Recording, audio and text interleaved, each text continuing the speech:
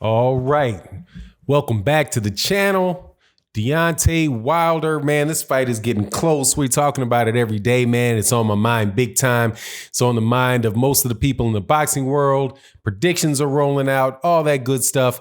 And Deontay Wilder says something about the things that Tyson Fury is doing in preparation for the fight and thinking that what he's doing is just making an excuse, setting up excuses ahead of time for when he loses. Let's talk about what he has to say in this video.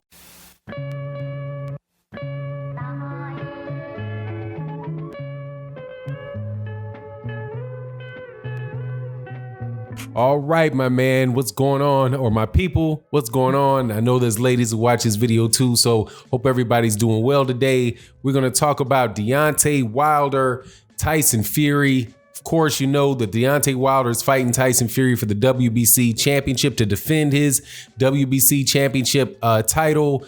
And there's been a lot of changes in the camp of Tyson Fury. If you listen to Tyson Fury talk, I mean, the guy's a little bit of, not a little bit, he's a whole lot of a scatterbrain. So it's a new thing coming out every day, from, twerking himself 7 times a day to changing trainers, having a new approach to the fight that he's going to have, as far as going for the knockout against Deontay Wilder in round 2, all kind of different things that he's saying. So Deontay Wilder was asked what he thought about these things, and he said it just sounds to him like this changing trainers from Ben Davidson to Sugar Hill, whose last name I do believe is Stewart, the nephew of Emmanuel Stewart, is just a way to make an excuse for when he loses, so he can point to things when it's over and say, oh, well, it wasn't me.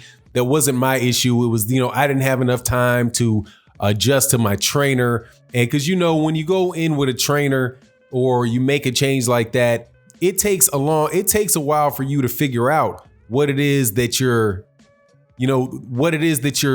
working on. It's not just, it's not you walk right in there and they touch you on the shoulder and magically their knowledge and understanding transitions into your body, So it's going to take some amount of time for Tyson Fury to to adopt whatever it is that these guys are working on.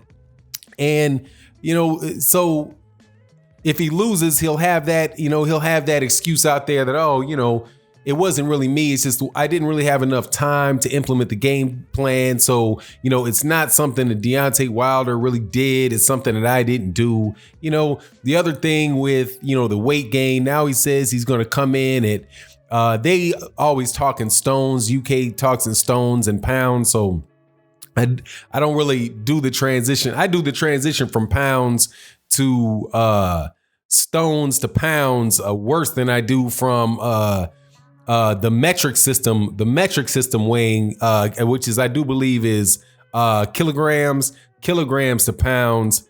Just, I really wish we could have a standard measurement for that type of stuff. But I assume that what he's talking about coming in is somewhere around 270 pounds.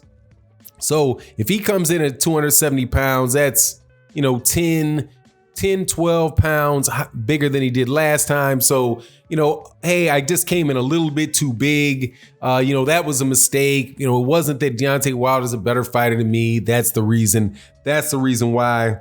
And then, of course, all this other stuff that he's talking about with the depression. And I mean, it's just like it's just a story with Tyson Fury. How he feels like he's talking about how he felt suicidal. If he feels suicidal, and he's gonna he'll wind up offing himself if he's out of the gym for 30 days. And his wife is wondering if he loses to Deontay Wilder. I mean, it might just crush him. Okay, judges, don't listen to Tyson Fury's wife about that with that nonsense. Okay, just, hey man, if it's going to happen, it's going to happen, man. It got nothing to do with anything in that ring. So, I understand where Deontay Wilder is coming with that, man, because look, Tyson Fury's been fighting for, I think, since he's 13, 14 years old, something like that. I know his his amateur career actually started a little bit later than that, man. I don't really think that as an amateur that he really started fighting in the amateurs much before Deontay Wilder did. I know he's like 3 years younger than Deontay Wilder, but I don't think that his amateur career was much longer than Deontay Wilder's amateur career was. I may be wrong, but I don't think so. But, you know, he's been fighting for a while and he's pretty much set on, you know, he's set doing what he's going to do. You know, and it's not just going to shift. It's not just going to shift overnight, man. So all of these, you making all of these radical changes going into a fight. I mean, it is setting up issues, man. If you know the saying, if it's not broke, don't fix it. Well, everybody's claiming that there's nothing broke on Tyson Fury. There's nothing broke. He said they won every round of the fight, that Deontay Wilder didn't knock him down. And even in the 12th round, when Deontay Wilder knocked him down for the second time, he said, well, I got up and won the rest of the round.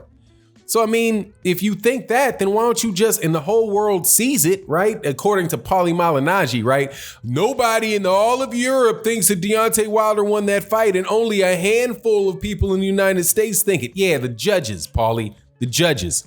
Nobody, matter of fact, nobody thinks Deontay Wilder thought that fight was a draw. Nobody thought that Deontay Tyson Fury fight was a draw. I mean, it was a win. They thought it was a draw, like it was, man. Respect the call. But, you know, I'm always gonna digress on the Paulie Malignaggi, man, with all that nonsense. But if that's the case, why make the change, man? Why make any change? Because I cannot win a decision against Deontay Wilder in Las Vegas. Another excuse, man. If you are not, or in the United States, dude, if you would have won, if you had not gotten knocked down in the 12th round, Tyson Fury would have won the fight. That's just the dude is an excuse making machine. I cannot get a win on the scorecards in the United States. But if you look at the scorecards, you'd see that one guy had it for Deontay Wilder, the other guy had it for Tyson Fury, and one guy had it a draw. If you had not gotten knocked down in the 12th round, you would have won the fight. If you had not been knocked down in the 9th and the 12th round, you probably would have won the fight. So it's not the scorecards. The scorecards weren't the problem. It's your chin that's the problem. And now he's going to be trying to bring the chin even closer to Deontay Wilder. Now his father, I mean, so that's just, the guy has excuses for days. He's got excuses for why he didn't take the immediate rematch. If he was so confident that he won and it was such an easy fight, why didn't he take the immediate rematch? And why then did he go out and go fight two tune-up fights? Two tune-up fights. One tune-up fight, he managed not to knock the guy. I think it was a stoppage though, but I think it was a stoppage by the accumulation of punches. And the guy, and you know, accumulation of punches on a guy that should have never been in the ring with Tyson Fury to begin with. And then he fought Otto Wallin, and I think if you go back and you look at that Otto Wallin fight, he didn't look good in the Otto Wallin fight. I think you might pronounce it Otto Wallin. You know, as soon as he had a guy that would jab to the body and press him to the body, and then his eye opened up. So now his intention is to come forward to Deontay Wilder, rough Deontay Wilder up, grab. What's he gonna grab, hold? Man, Deontay Wilder is just gonna take a step back and hit him with something, man, and the dude's gonna go down again. And it could be an excuse. Oh, I just had the wrong approach for the fight. I had a wrong approach for the fight. I really should have stuck to what I did before. You know, so all of these things, all of these reasons why, if he underperforms, people can forgive him and just say, oh, it wasn't Deontay Wilder. It was that Tyson Fury wasn't really ready. Tyson Fury's the better fighter. That way that, you know, give all those excuses to Ring Magazine. So if Tyson Fury loses, then Ring Magazine can find a way to say, well, we don't really agree that he won. Yeah, he won. I know it was a knockout, but hey, he wasn't prepared. So we're just going to hold off on this ring title until we find somebody else. You know, I know that might even be a little extreme for them, but you know, not too extreme. But I see what Deontay Wilder's talking about with all the excuses. Shoot, people got all kind of excuses for why Deontay Wilder's not a good fighter. I mean, the excuses pour out for days. Oh, I don't like how he fought this guy. He didn't fight that guy. Oh, he did fight that guy. That guy's no good. Oh, he was losing the fight until he knocked him out. All kind of nonsense, man. Anyway, I'm looking forward to the fight.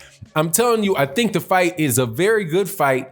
I still maintain that the fight can go either way, and it can go either way in a lot of different ways. Deontay Wilder can win by decision. Tyson Fury can win by decision. Deontay Wilder can knock him out. And those three options are there. Okay. Tyson Fury is not knocking Deontay Wilder out. Forget it. I will buy a crow and eat it if that happens. Tyson Fury ain't knocked out anybody. But I mean, who does he knock out? He hasn't knocked out somebody, legitimately knocked somebody out in 7 years, 6, 7 years. I'm not buying it. But anyway, it is what it is. You let me know what you think in the comment section. And with that, I'm out. Peace.